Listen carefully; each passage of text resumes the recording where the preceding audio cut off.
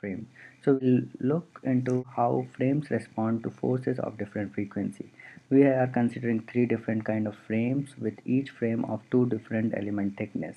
So we'll see how data is generated, analysis and results of this frame structure.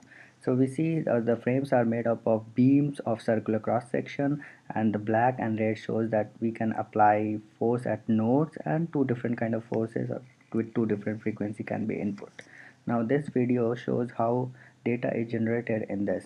In this, we just draw the front view of a structure, a frame, and the software automatically draws the 3D version of it, and it also saves the node numbers and coordinate of each nodes. So all these are done automatically.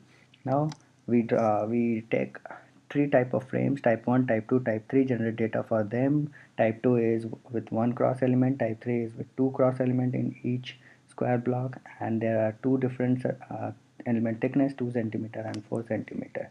So once data is generated, it is easy to find K and M metrics for the data and assemble the force. Now to get the frequency response, either we can solve the system by varying frequency and see the response at steady state and draw a plot. So we decouple the whole system into modal coordinate and solve the modal equation of motion by finding the eigenvalues and eigenvectors. Now we consider modal damping. So if this is the equation of motion, we convert it into modal, decouple it using modal coordinates where I, P and W are diagonal matrices as seen.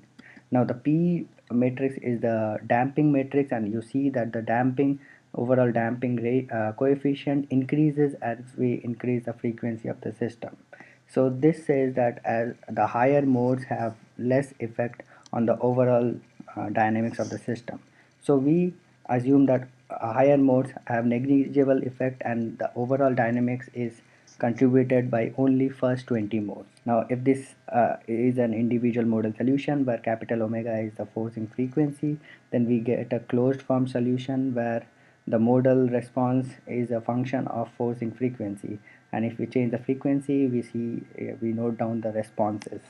Now using the responses, we can solve for individual nodal response. Now this is the result. This is for frame type 1. The top shows the bar of 2 centimeter and bar of 4 centimeter. We can see the frequency is doubled by doubling the thickness of the element. Now again similar result can be seen for frame type 2, but the overall frequency has shifted towards the right because of the addition of a cross element. Similarly for frame type 3, we see the frequency has doubled, but now this is the combined result which have all the data. We see the overall frequency shifts towards right as we make the element thicker. Thank you.